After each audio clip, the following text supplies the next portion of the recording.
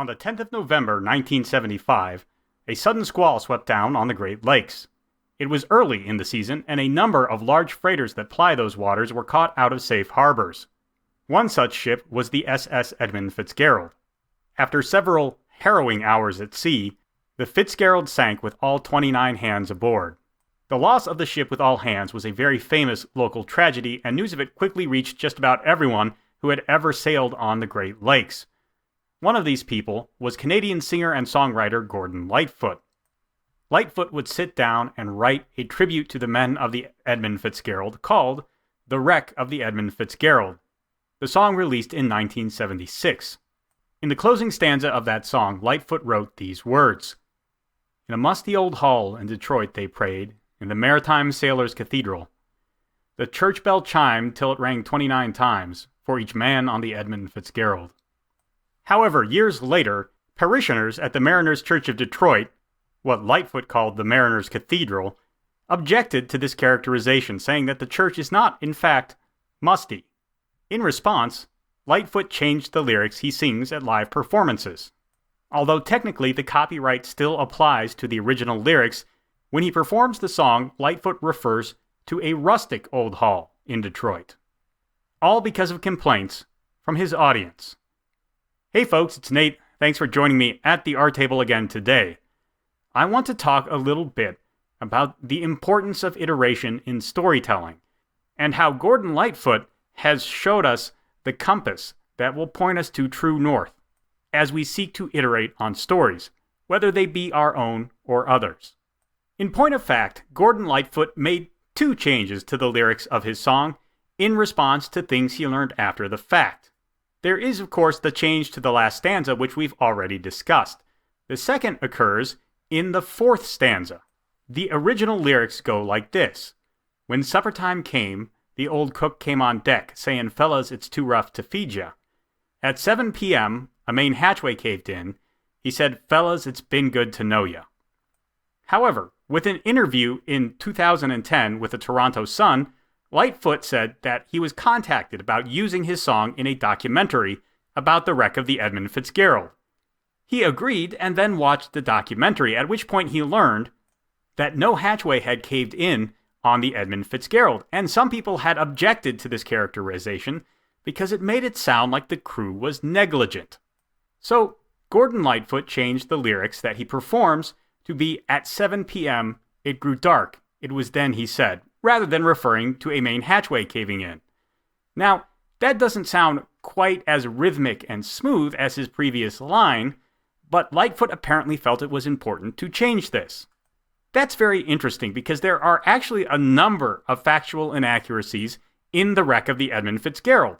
Lightfoot's point was not to create a perfect record of everything that happened to the ship, but rather to tell an evocative story which encapsulated the tragedy and the grief of the friends and family of the sailors lost on the Edmund Fitzgerald. In point of fact, Lightfoot knew he was taking artistic liberties with the truth when he was writing this song. He did agonize about it a great deal, but ultimately he decided that this was the correct way to handle the song. So why did he make these 2 factual changes to his lyrics? From the reading I have done, Lightfoot never directly says why he did this. However, given that we know he changed the lyrics about the hatchway specifically because he didn't want to put an unfair light on the crew of the Edmund Fitzgerald, I think we can guess. Lightfoot wrote the song in tribute to the sailors of Big Fitz and their families and many of the other sailors who have faced similar trials in the past. The Great Lakes may be inland lakes, but they are still very dangerous, especially, as the song says, when the gales of November come early. Both of his changes to the lyrics seem to be in service of upholding that purpose. In particular, they seem to have come about because he inadvertently cast aspersions on people he meant to honor and pay respect to. There is a lot to be said about the artistic integrity of allowing the words you wrote to stand as you wrote them. However, I think it also takes a certain amount of artistic integrity to recognize that you created something that did not do quite what you intended, and then gently retouch it to bring it more in line with your original purpose. There is a lot of talk right now about revising the works of storytellers to bring them in line with the modern times. And there is a lot of very purposeful and very legitimate criticism offered to this trend on the basis of artistic vision and artistic integrity. However, I think many people who make these arguments overstate the case. Consider the line about a hatchway caving in. Lightfoot had no way of knowing that this did not happen at the time he wrote it. It was something plausible, but something that no one had any records to prove. It was not, for example, mentioned in any radio broadcasts that the captain of the Fitzgerald sent while it was underway. However, after the actual wreck of the ship was found and thoroughly investigated, the idea that a hatch could have caved in was thoroughly debunked by the evidence the divers discovered. The original reference to a hatchway caving in is just a narrative device to prompt the speaker to say, "Boys, it's been good to know ya." And that is a very powerful moment in the song. Probably a less powerful moment with the change in the lyrics. At the same time, leaving that emotional moment in place as it was undercuts the overall emotional message of the wreck of the Edmund Fitzgerald, which is a tribute to the crew of the Fitzgerald and the people that loved them. Ultimately, then, I don't think Lightfoot changed his lyrics in response to his audience. He changed his lyrics because he had a specific artistic vision, and the lyrics that he originally wrote, while powerful, were not serving that vision. This is what underpins all iterative storytelling. You can have something that you really like, that is powerful, and that is meaningful, but does not fit the message of the story you are trying to tell. When you come to that point, it is important to recognize that and be willing to take that out of your story and change it for something that may not work as well as an individual piece, but better serves the overall whole. What is important to understand as we do this is that you must serve the artistic vision of the original work. If you change the vision of the work, then you are going to need to iterate a lot more in order to bring that work of art in line with your new vision.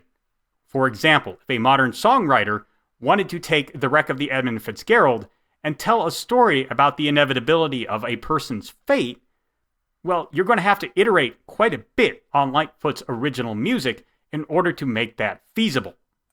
That was nowhere within his original purpose with the song. And we can see that clearly in the lyrics of the song itself and in the many interviews he has given on the subject since it debuted. And it is this principle, this laser focus on the artistic intent of a work, rather than a lot of hand-wringing about secondary agendas or messages, that I think is most important to keep in mind if your goal is to tell stories. Everyone who tells a story will have that story taken by someone else and used to tell another story. That is the way of the world. That is human nature. That is the magic of the story circle. Whether it's Ian Fleming, Roald Dahl, or Agatha Christie, we should not be surprised to see that people are taking their stories and tweaking them to fit their own ends. This has always happened. You can argue whether the way it's being done is respectful or ethical, but ultimately it is going to happen. So if your goal is to tell stories, I think it is more important to have Lightfoot's mindset. Focus on the vision of the story, and then iterate your story. Let me know what you think down in the comments below. There's a like button and a subscribe button down there. You can use those as you see fit, and I'll talk to you later.